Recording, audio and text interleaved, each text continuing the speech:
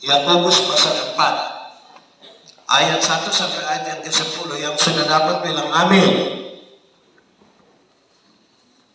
Sudah dapat atau belum? Oke.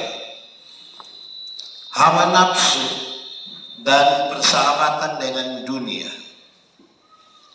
Dari manakah datangnya sengketa dan pertengkaran di antara kamu? Bukankah datangnya dari hawa nafsumu yang saling berjuang di dalam tubuhmu? Kamu menginginkan sesuatu tetapi kamu tidak memperolehnya. Lalu kamu membunuh, kamu iri hati tetapi kamu tidak mencapai tujuanmu, lalu kamu bertengkar dan kamu berkelahi. Kamu tidak memperoleh apa-apa karena kamu tidak berdoa. Atau kamu berdoa juga tetapi kamu tidak menerima apa-apa karena kamu salah berdoa. Sebab yang kamu minta hendak kamu habiskan untuk memuaskan hawa nafsumu. Hai kamu orang-orang yang tidak setia,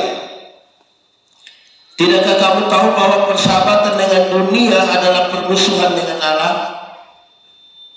Jadi barang siapa menjadi sahabat dunia, ia menjadikan dirinya musuh Allah. Saya akan baca sampai ayat 4 itu saja, karena bahan ini agak panjang. Berdasarkan catatan-catatan ini kita akan mendengar 1-2 catatan ringan.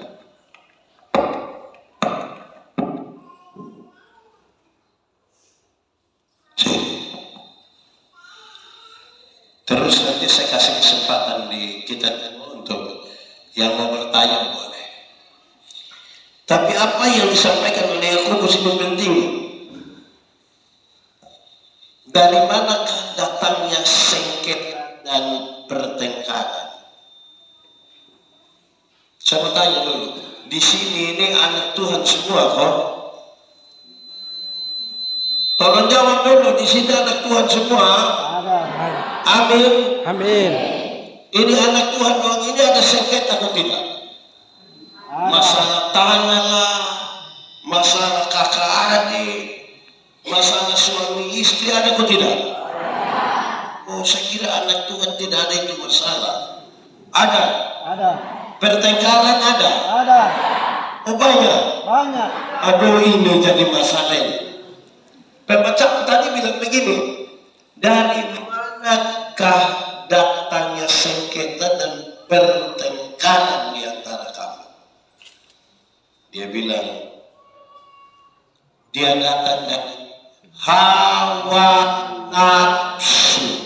Datang dari apa? Hawa nafsu. Hawa. Nafsu itu baik atau tidak? Tidak baik. Nafsu itu baik. Tidak. Tuhan itu cinta nafsu. Baik. Yang jadi masalah kalau tambah hawa nafsu. Nafsu makan itu baik atau tidak? Baik. Hawa nafsu yang tidak baik. Ya. Hawa nafsu itu, hawa itu seperti udara. Tahu udara? Tahu udara? Udara itu ada di mana? Di mana-mana. Nah, kalau nafsu ditambah hawa nafsu, oh, nafsu di mana-mana. Nah, itu yang tidak baik. Nah, dia bilang pertengkaran tadi, sengketa tadi itu karena hawa nafsu yang selalu berjuang di dalam tubuh. Kamu menginginkan sesuatu. Ini kenapa kita bertengkar? Kan kita menginginkan sesuatu. Lalu kita iri hati. Nah, itu tuh bikin orang bertengkar. Iri hati. Coba hafal ikut yang saya bilang. Iri hati ialah lebih baik saya rugi, asal engkau rugi lebih banyak, daripada saya untung, tapi yang kau untung lebih banyak. Contoh, jangan. Saya dengan Pak Pendeta ini kami dua tukang iri hati. Terus kami dua berdoa kepada Tuhan. Terus Tuhan bilang, malaikat, mendengar. Malaikat bilang, kamu dua itu tukang iri hati, jadi hanya satu saja yang boleh minta, yang satu tidak usah minta, tidak usah. Yang satu saja. Tapi kalau yang satu ini dia minta apa,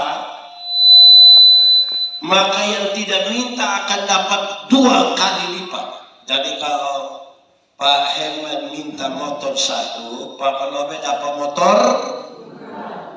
Di antara kami dua siapa yang berani berdoa? Kami dua tidak berani ini. Masalahnya kalau saya minta kaya, nanti dia lebih kaya. Dulu pikir. Terus, kami dua tidak berdoa. Tapi malaikat bilang kamu dua harus berdoa. Terakhir bilang kamu dua coba ini Sutin begini kok Safa. Sutin bisa yang harus meminta. Kalau saya minta rumah 1, Pak Herman dapat rumah 2. Saya pikir akhirnya saya bilang begini, Tuhan kasih satu mata buta 1. Kalau satu mata buta 1, Bapak dua buta berapa? 2. Buta 1 atau tidak? Buta 1 rugi atau tidak? Rugi atau tidak? Tapi lebih senang lihat orang buta. Itu dia bilang apa? Iri hati. Kita rugi, tapi lebih senang lihat orang lebih rugi. Kenapa saya ngomong ini? Iri hati itu kalau sudah masuk di kita hati, mau tidak baik akan kita jalani. Yang penting itu orang susah. Mau pakai setan, gelap, gulita, semua pakai. Yang penting dia susah. Kalau iri hati sudah masuk. Iri hati kalau tinggal di dalam hati kita kan kita mau bikin susah orang. Betul atau tidak? Betul. Karena kita tidak langsung bisa berhadapan muka dengan muka, bisa saja kita main gelap. Di sini juga ada main gelap.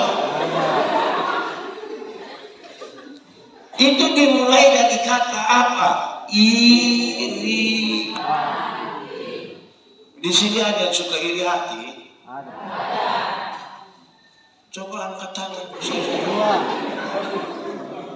Dia yang suka iri hati ada sini, ada. Ada atau tidak? Laki-laki kok perempuan dia? Jadi kita lihat iri hati itu kalau ada di dalam hati, dia bikin rusak kita rugi. Sudah berdosa lagi, dipakai kuasa gelap lagi, tapi lebih senang lihat orang lain susah. Lebih senang lihat orang lain susah. Rugi, tapi lebih senang lihat orang lain susah. Itu dimulai dari apa? Iri hati. Dia tidak bisa beli motor, tapi tiba-tiba ada yang gas motor lewat. Bum, lewat, dia hanya bilang, "Coba mati baik." Dia berdoa tapi salah berdoa, karena dia berdoa itu untuk memuaskan. Maka itu orang lari-lari tidak dapat lihat itu jembatan putus, dia jatuh di situ dan itu saya bilang. Jadi dia senang lihat orang kesusahan. Di ini kampung ada yang begitu. Ada atau tidak? Dia majelis. Jadi kalau iri hati sudah menetap di dalam hati kita, pikiran kita ini kotor semua. Hidup ini kan dipimpin, dituntun oleh pikiran. Kalau ini pikiran dia begini, Pak Happy ini orang baik, Pak Herman ini orang baik. Maka dia mau bikin rusak kemana, tidak baik kemana pun, kita akan cari cara untuk bilang dia orang baik. Tapi kalau kita punya otak, kita bilang dia orang tidak baik. Biar dia mau buat baik bagaimanapun, tetap kita akan cari bahasa untuk bilang dia tidak baik. Jadi pastikan dulu kita punya otak, kita punya hati ini bersih atau tidak. Yang disebut jiwa dalam Alkitab, yang disebut jiwa itu adalah pikiran dan perasaan. Sama-sama, 1, 2, 3. Pikiran dan perasaan. Itu disebut jiwa. Pikiran ini mesti baik, perasaan ini mesti baik, karena jiwa kita ada di situ. Itu yang membedakan manusia dengan ayam. Ayam itu ada otak atau tidak? Ayam ada otak atau tidak? Ayam ada otak atau tidak? Ada. Ayam itu ada otak tapi tidak pakai otak. Makanya tidak ada sekolah untuk,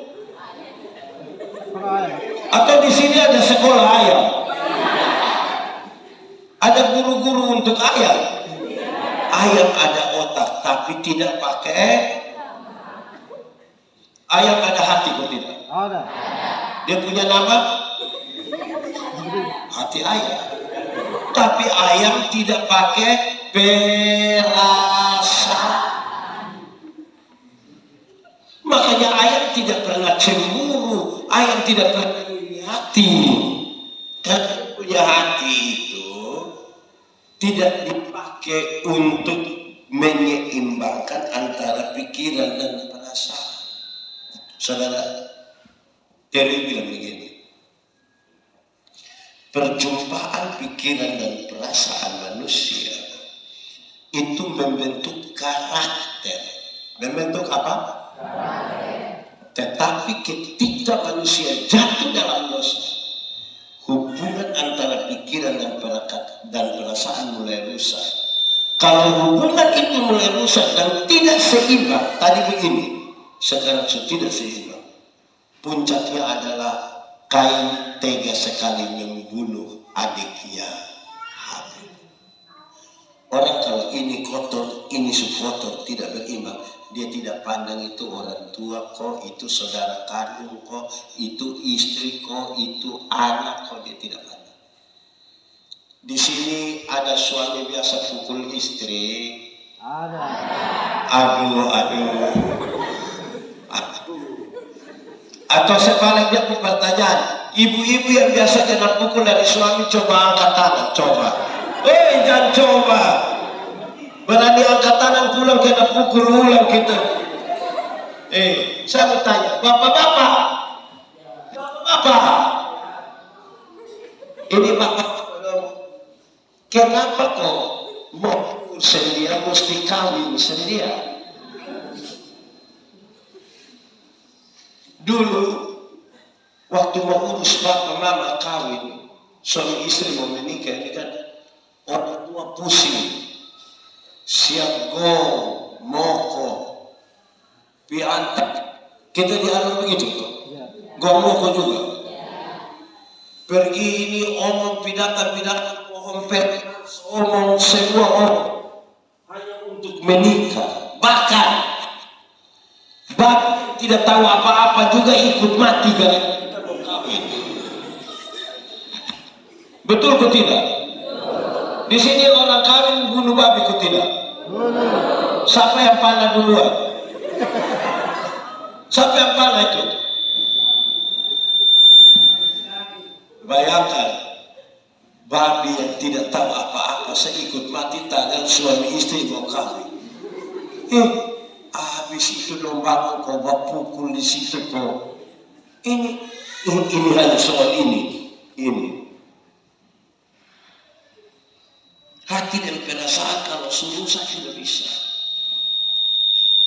Apalagi kalau hati dan perasaan itu rusak dan diisi lagi dengan iri hati. Sekarang coba kita cari tahu. Kita coba cari tahu. Kalau kita tidak suka satu orang, kira-kira di kita hati itu kita mau dia apa? Sebut 5. Kalau kita tidak suka satu orang, di kita hati mau dia apa? 1, mau dia apa? Mati. Ya, betul, itu betul. Kita kalau tidak suka satu orang, di kita hati mau dia mati. Mau dia apa lagi? Lumpuh. Mau dia apa lagi? Susah. Mau dia apa lagi? Mau dia apa lagi? Sakit. Mau dia apa lagi? Apa? Buta. Ya lihat ya. Kalau kita hati sudah tidak suka anak, 1, mau dia mati. 2, mau dia lumpuh. 3, mau dia susah. 4, mau dia sakit. 5, mau dia buta. Saudara lihat, kalau itu kemauan sudah ada di dalam kita hati, maka ada 2 hal yang akan kita lakukan. Pertama, sendiri bikin, bawa kayu tusuk ke mati dia. Atau kita pakai orang. Di sini paling banyak sendiri buat atau pakai orang lain? Di sini sendiri buat atau pakai orang lain? Ini dok mau jawab, mau pikir-pikir ini. Oh, dua-dua. Semula ini. Jadi saudara lihat, jagalah hatimu dengan segala kewaspadaan, karena di sanalah terpancar kehidupan. Hati ini kalau tidak baik, dia akan keluar di muka. Dengar, ini Kain itu terlalu marah karena dia punya adik punya ini persembahan diterima, dia pun tidak. Tuhan datang bilang dia, Kain, mengapa mukamu muram dan hatimu panas? Ingat, dosa ada di depan pintu dan sangat menggoda engkau, tapi engkau harus berkuasa atas dosa itu. Kain tidak berkuasa atas dosa itu, dia bunuh dia punya adik nama Abel. Lalu Tuhan hukum dia. Tuhan bilang begini, Kain, tanah yang engkau kerjakan, yang engkau usahakan ini tidak akan memberi hasil yang baik. Bagaimana kakak adik, bunuh kakak adik, membuat ini tanah ini tidak memberi hasil. Satu kesimpulan bilang begini, muka muram, hati panas, berkat jauh. Sama-sama 1, 2, 3. Muka muram, hati panas, berkat jauh. Kasih tau kawan di sebelah, 1, 2, 3. Muka muram, hati panas, berkat jauh. Jadi kalau hati panas, muka muram ini, kita tuh hidup tidak ada berkat. Kita sudah tidak ada berkat, orang lain dapat berkat, marah atau tidak? Marah. Akhirnya suami dia kok. Kan mulai dari muka muram, berkat sejauh baru orang lain dapat berkat. Jengkel kok tidak? Kalau sejengkel, dan lihat. Jadi penting sekali jaga ini pikiran dan perasaan. Lebih dari itu, saya mau baca Mazmur 133. Saudara, kalau saudara mari buka Mazmur 133. Saudara, Mazmur 133 ayat 1 sampai 3. Persaudaraan yang saya mau baca ayat 1 dengan ayat 3 saya. Ayat 1. Sungguh alangkah baiknya dan indahnya apabila saudara-saudara diam bersama dengan rukun. Ayat 3.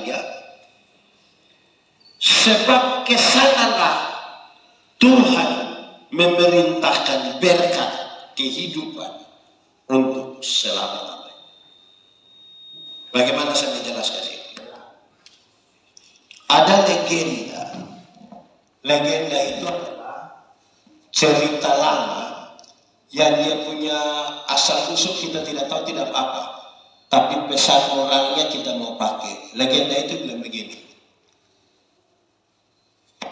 ada bapak satu, dia mati ke setengah anak laki-laki 2 orang. Berapa orang? 2 orang. Yang satu itu dia menikah, jadi ada anak. Yang satu itu tidak menikah. Bapak tua ini mati kasih tengah satu ladang. Dorang 2 kakak adik ini kerja sama itu ladang gandum. Waktu panen, dorang bagi 50% dan 50% bagi merata. Setelah sudah dapat, masing-masing pulang sampai rumah. Yang menikah dan ada anak itu dia bilang begini: bagi 2 begini tidak baik, bagi 2 begini tidak baik. Kenapa? Saya ini ada istri, ada anak. Kalau saya susah, istri anak masih bisa tolong. Tapi saudara itu dia tidak nikah, dia sendiri saja. Kalau dia susah, siapa mau tolong dia? Dia pikir begini, dia keluar, dia ambil 100 karung gandum. Dia ditaruh, dia punya saudara yang tupung lubu, budak. Sementara dia punya saudara yang tidak menikah ini duduk pikir-pikir begini: bagi 2 begini tidak baik, bagi 2 begini tidak baik. Kenapa? Saya ini hidup sendiri saja, mau makan gandum berapa banyak. Tapi satu saudara ini kan dia menikah, dia ada anak, dorang butuh lebih banyak, bagi 2 begini tidak baik. Itu malam juga dia ambil 100 karung, dia pitana dia saudara pun budak. Besok pagi bangun dia, kok tidak kurang? Kenapa saya kasih keluar 100 tapi tetap penuh? Maka malam ini don coba angkat 100 lagi, kau mau angkat sambil lihat kira-kira kenapa? Ternyata don ketemu di satu lapangan bola begitu. Dia pun adik ada bawa 100, dia pun kakak bawa 100. Dan gua baku lihat dia bilang begini: "Oi, lu mau pergi mana?" Ini satu bilang, "Lu juga mau pergi mana?" Ini kakak bilang, "Saya mau pergi antar kasih lu ini apa? Kasihan lu sendiri ini." Yang satu bilang, "Saya juga mau pergi antar kasih lu ini barat, kasihan lu kan ada istri, ada anak." Lalu ketika dua lihat bahwa ternyata ini dong saling mengingat kakak adik. Don luka di tengah lapangan bola situ. Tuhan Allah di surga ngomong di malaikat tuh bilang begini: "Woi malaikat, kamu lihat, sungguh alangkah baik dan indahnya kalau orang saudara itu hidup rukun. Nanti Tuhan memerintahkan berkat." Jadi kalau kita hidup baik-baik, hidup rukun saja, ada berkat. Ada berkat. Hidup kalau tidak rukun tidak ada berkat. Amin.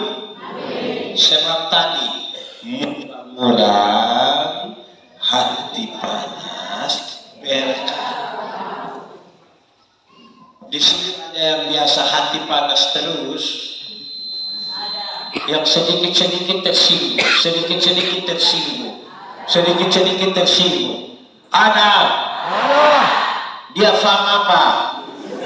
Jangan masuk di situ, terbahaya. Saudara lihat betapa pentingnya kita hati jaga. Karena Tuhan itu tidak kasih tinggal kita hidup seorang diri. Betul atau tidak? Manusia disebut sebagai makhluk sosial. Sama-sama makhluk sosial. Ini kita tidak bisa saling melepaskan. Saya pakai contoh. 1, Kita semua ada nama atau tidak? Ada. Ada nama atau tidak? Kita punya nama ini sebenarnya untuk siapa? Untuk kita dan orang lain. Sebab apa? Sebab tidak ada orang panggil dia pun nama sendiri. Tidak ada. Siapa yang pas mau makan tuh dia bilang, ya nih, makan. Tidak. Kita pun nama ini supaya orang lain yang panggil. Betul atau tidak? Kita makan atau tidak? Kita makan sebenarnya untuk siapa? Untuk kita dan orang lain. Untuk orang lain itu bagaimana? Dengan kami suami ini kalau istri sakit kok tidak mau makan, kami bilang begini, mama makan. Mam tua bilang, tidak bisa. Mama makan. Dia bilang, saya mulut pahit. Mama makan. Nanti kalau bahasa tidak ada lagi kami bilang begini, mama makan karena anak-anak dong masih kecil. Oh itu dia bangun langsung tambah. Kenapa? Kan dia takutin anak ada mama baru toh. Dia makan ini kepentingannya untuk orang lain. Betul atau tidak? Berikut. Kita ini pakai pakaian atau tidak? Kita semua ini pakai pakaian atau tidak? Kita pakai pakaian ini sebenarnya untuk siapa? Coba. Kita bikin ini selimut dong, ini sebenarnya untuk siapa? Ini kebaya, rok, celana, ini sebenarnya untuk siapa sebenarnya? Untuk kita dan orang lain. Untuk kita itu maksudnya supaya jangan kedinginan, jangan sakit. Untuk orang lain itu maksudnya begini. Kalau kita sendiri saja kita tidak pakai itu tidak apa-apa. Kalau kita sendiri, tidak ada orang itu bisa tidak ada masalah. Tapi karena ada orang lain itu makanya kita pakai supaya orang ketemu kita di jalan dia bilang, aduh. Dan kita hidup ini hidup dengan orang lain, hidup dengan karena itu jaga pikiran, jaga perasaan supaya jangan ada iri hati. Karena kalau iri hati 5 hal tadi itu. Mau suami kasmati lah, bikin sakit kah, bikin susah kah. Karena hati tidak. Ini kalau begitu tolong jaga perasaan. Kadang-kadang kita di hidup di kampung ini pun tidak baik ada. Dia baru beli tap satu ini dan dia putar sampai jam 3 pagi. Orang datang kastar jam berapa? Kas kecil sedikit. Kenapa? Ada bayi, ada sakit di situ. Kastar itu bayi ada tambah 2.000 di satu teh. Akhirnya orang jengkel kok. Betul. Ini anak muda dong. Ini anak muda. Anak muda. Kamu tahu motor? Itu motor itu hasil dari pabrik. Orang yang kerja di pabrik itu otak bagus. Kerja pakai sistem komputer. Setahu memang gas, rem, speedometer, ban, velg itu pakai otak terukur secara apa itu? Secara ilmiah. Itu pakai otak sistem komputer. Kita tuh anak dong yang tidak lulus semua mata pelajaran ini. Orang tuh reparasi motor. Akhirnya motor bunyi ke orang gila. Wah.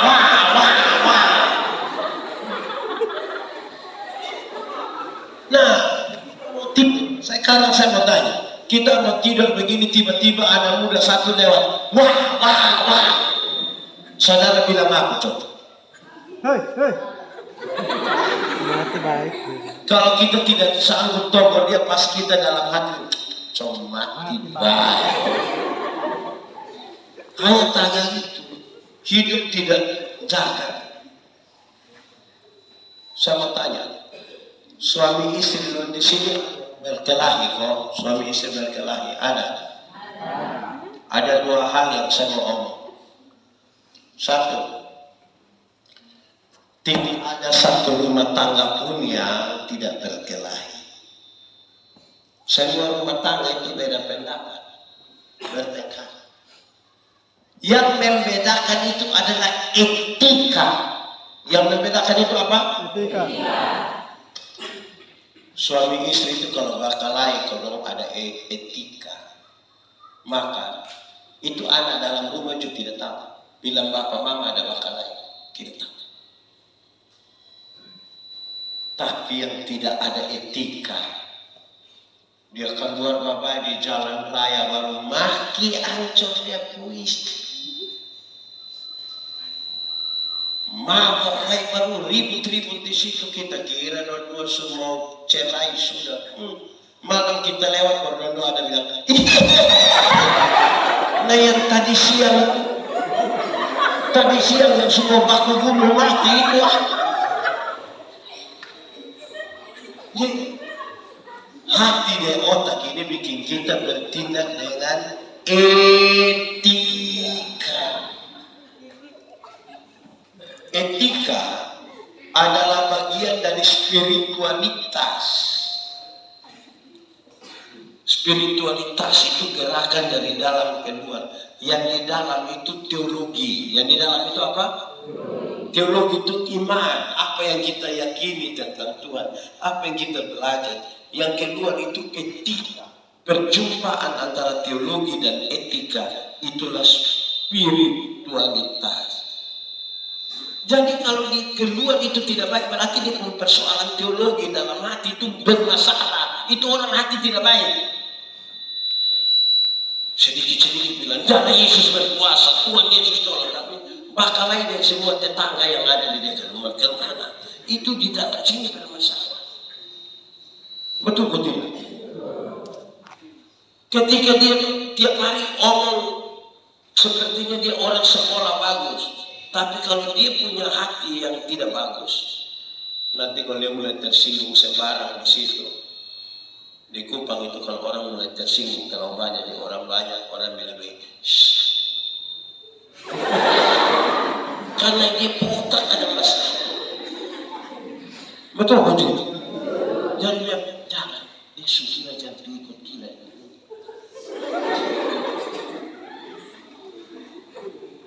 Betul betul.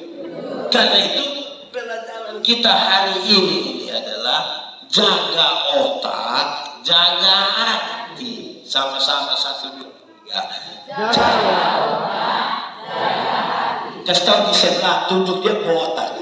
Jaga otak.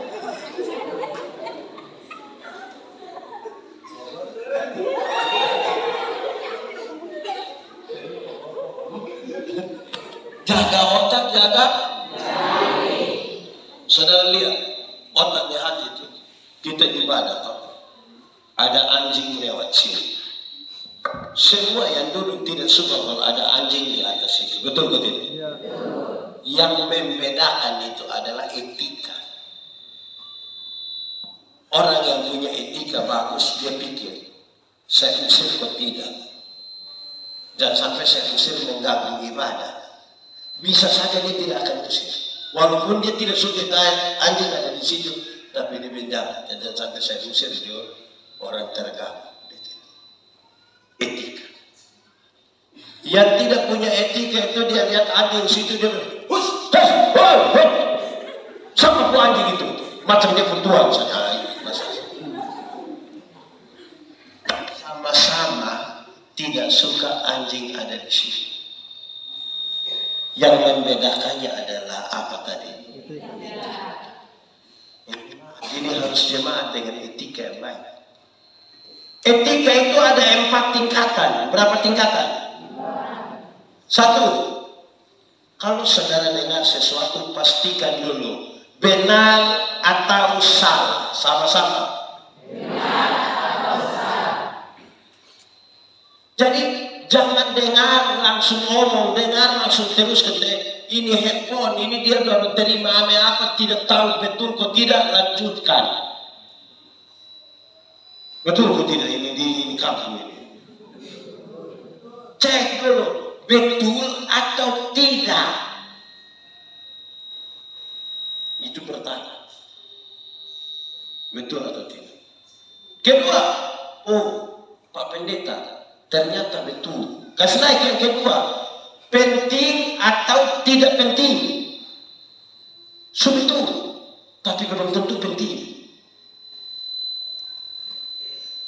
Ketiga, caranya betul atau salah. Jadi ini ada guru pukul murid. Pukul murid. Jawabannya, cari tahu dulu. Betul kok tidak? Oh betul. Kalau betul, sekarang lanjutkan pertanyaan. Penting atau tidak? Penting atau tidak untuk kita mau bereaksi? Oh ternyata, oh memang kau ini anak dia kencing di atas meja. Misalnya begitu. Oh berarti tak. Terus cari tahu lagi yang lebih tinggi. Caranya betul atau tidak? Caranya betul atau tidak? Misalnya ini guru cubit kok, angkat gunting begitu kok, atau ambil kayu satu kok pukul di sini. Oh ternyata dia begitu. Yang paling tinggi keempat, menguntungkan siapa? Nanti waktu kita mau beribut itu menguntungkan siapa? Menguntungkan kita atau orang lain? Kalau ternyata itu menguntungkan kita pribadi, stop. Etika tidak sesuai. Cara berita betul atau tidak, penting atau tidak, cara betul atau tidak, menguntungkan siapa? Kalau itu menguntungkan pribadi, stop. Itu baru kita bisa jaga kita punya kehidupan dalam kebersamaan di gereja, di rumah. Ini orang tua don satu. Don ada ayam tapi don tidak bunuh ayam. Don tunggu pendeta pi baru don bunuh ayam. Angin anak don ini don lihat-lihat yang pendeta mau makan ke mana. Dengar, saya pendeta di kampung. Saya bingung ini orang tua dong. Kalau saya ke kampung rumah jangan kasih saya kue. Roti tidak usah. Ubi kok jagung, kok kacang, kok pisang, kok. Demi bapak, kok roti bapak. Tidak usah. Bapak memangnya tidak enak. Memang tidak enak. Terus demi bapak ngomong apa? Saya bilang begini. Kalau kamu kasih biskuit itu saya pikiran. Pikiran apa bapak? Kira kita mau bikin bapak. Bukan itu. Yang saya pikiran itu kamu anak dong. Karena nanti saya duduk makan sini.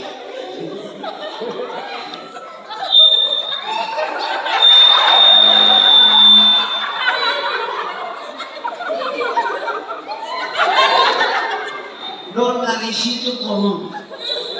Don hitung saya makan berapa, setengah berapa, makan berapa. Lama-lama don baku bunuh gara-gara.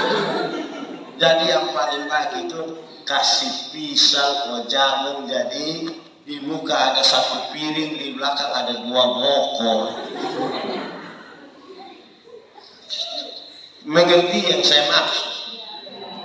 Supaya betul-betul kita membangun ini hidup ini.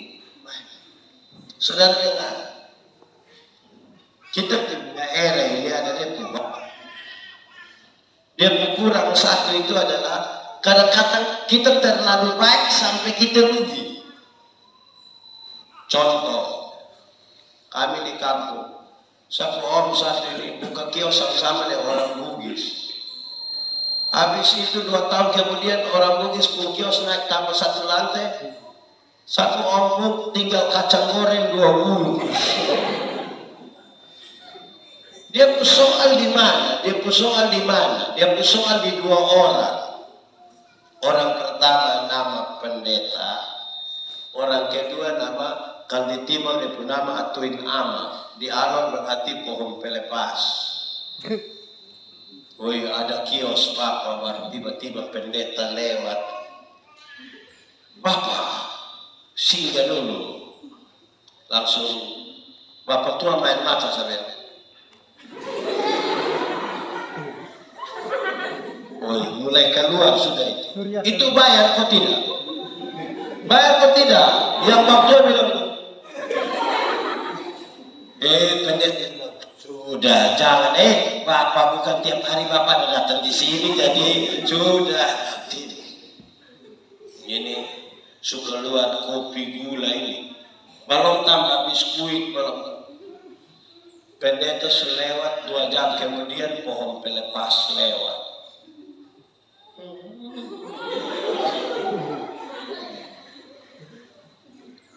Orang lain pun tambah 1 lantai, kita pun tinggal mie 2 bungkus. Kan kita punya hati. Amin kok. Saya lihat ini orang-orang di orang kaya. Dorang ini kalau bikin acara, rumah berjejer 5 bedroom. Dong bisa undang ini dong tidak undang, ini dong undang, ini tidak undang dong. Dong bisa berani tulis di itu undangan bilang, undangan ini berlaku untuk 1 orang. Woi, saya bilang kami di kampung ini. Itu dia undangan tolong tulis di kertas, maka dong akan tulis bilang Pendeta Yandi Manobe garis miring sekeluarga. Bayangkan, sekeluarga. Pendeta Yandi sekeluarga berarti saya, istri, tambah anak 3 orang, tambah kakak 1 di rumah.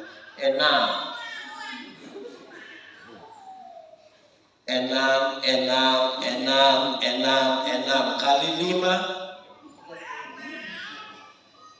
Woi babi, baru dong pun kalau kami di timur itu cara undang tambah 1 lagi. Pakai kasih duduk tempat sini. Woi dia pikas duduk baru dia bilang, Bapak, woi itu berat. Akhirnya kita tidak bisa siasati hidup dengan baik. Tambah 1. Saudara tahu, yang menarik itu adalah kita punya catatan dalam perjalanan kehidupan kita sebagai orang beriman, sebagai orang yang punya jiwa sosial, berjumpa dengan orang lain di satu wilayah, satu daerah. Kadang-kadang kita suka bersaing. Orang bikin pesta, dia juga pesta. Orang bunuh babi, dia juga bunuh babi. Orang ada pun kita yang tidak ada ini, dia utang di petugas koperasi. Petugas koperasi masuk sampai sini gitu. Aduh. Tadi utang cicilan. Dia masuk ini, dia kasih. Nanti besok mau pengembalian ini baru kita tidak tahu dia mana. Kastalian anak dia bilang. Nanti kalau petugas koperasi datang kastalian nenek ada pikir bu. Petugas koperasi datang lu pun ada mana? Ada pikir bu. Betul. Iya betul. Atau nenek yang kastalian kalau petugas datang bilang ada pikir bu. Tidak memang betul. Nenek sufi. Ada baik saya mau pulang. Ternyata di rumah ini kan ada dinding yang tidak sampai di tanah, jadi dia ada tergantung begini. Mertua di dalam kamar, petugas ada lihat itu kaki begini. Jadi petugas sabar, lu pun nenek ada betul di kebun. Iya, mana sudah. Saya pulang ya, nenek datang tolong pastor bilang, lain kali kalau pindah jangan lupa bawa kaki dong.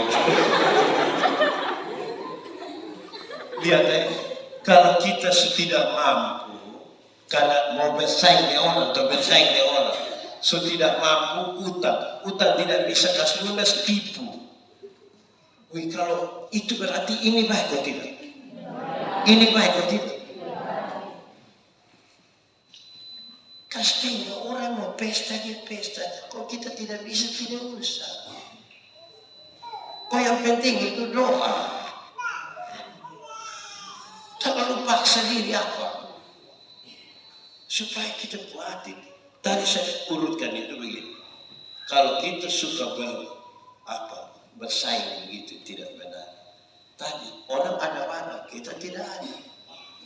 Caranya kita, utang tidak bisa bayar, menipu. Menipu ketahuan kita mana. Lu kira saya tidak bisa bayar? Tidak usah marah-marah, lu bayar saja. Itu. Terakhir. Kami kalau di kampung kerja ini bagus, gotong royong terlalu mantap, gotong royong terlalu bagus. Tepuk tangan dulu gotong royong. Tapi ada beberapa tapi pertama ada orang yang pas kerja dia tidak ada, pas makan sampai ada juga di sini. Nanti kita sama kalau kita sama. Kedua, kerja dia tidak ada, maka kalau makan dia duluan. Kedua, kadang-kadang saya duduk hitung ekonomi. Memang ini orang ekonomi dia tidak bisa hidup dengan kita. Karena kita mau bangun rumah satu. Kan kita di kampung ini orang gotong royong, jadi bapak datang, mama datang, pak datang, semua datang. Semua datang ini kita bunuh babi 2 ekor. Habis itu daging babi habis rumah tidak selesai. Kok makan kopi, gula, sirip pinang.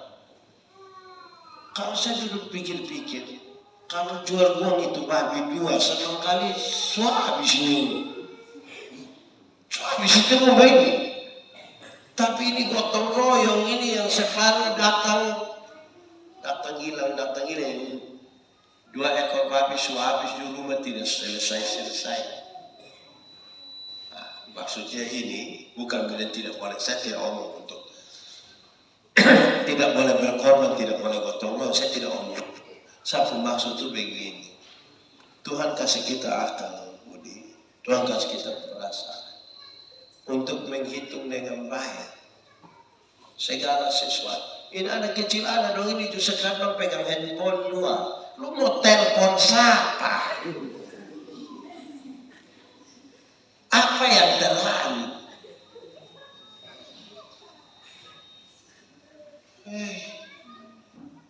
Ini maksudnya supaya jadi ini sekolah atau tidak? Kelas berapa? SMP. Kamu sekolah? Kelas 1. Habis itu mau kuliah atau tidak?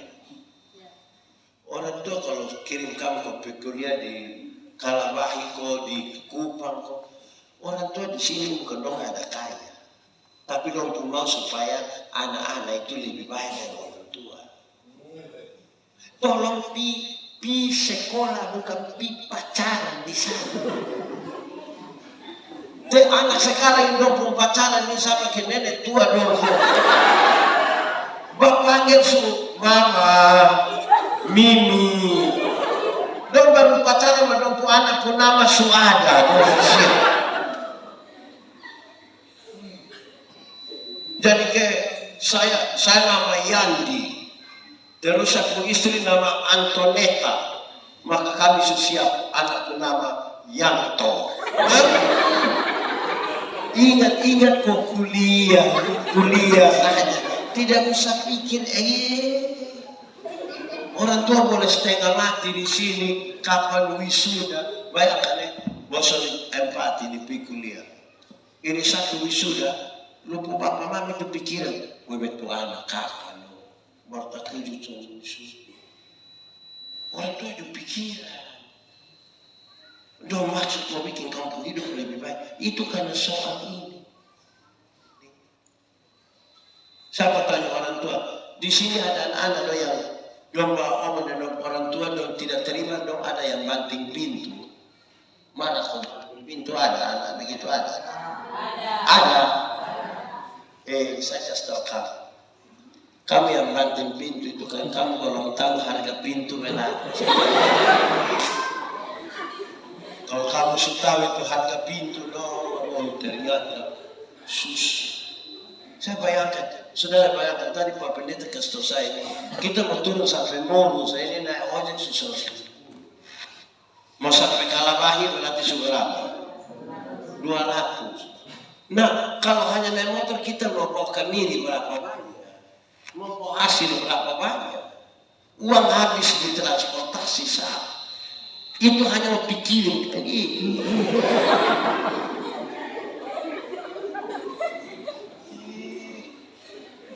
Lama-lama sampai. Itu karena ini. Betul kok tidak? Orang tua boleh setengah mati di sini, tiap hari menyanyi bilang, Tuhan Yesus tolong. Anak-anak di Kupang hanya menyanyi, statue.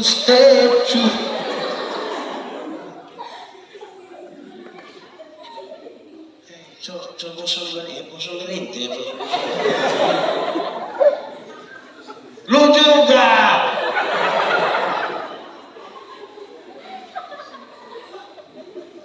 Sudah enggak? Jadi ini seminar ini kita membahas itu. Kenapa dunia kacau karena soal ini? Kalau tiap orang bisa jaga ini, tiap orang bisa jaga ini, rumah aman kok? Aman. Gereja aman kok tidak? Aman. Negara aman kok tidak? Aman. Yang bukan bikin kacau itu kayak ini.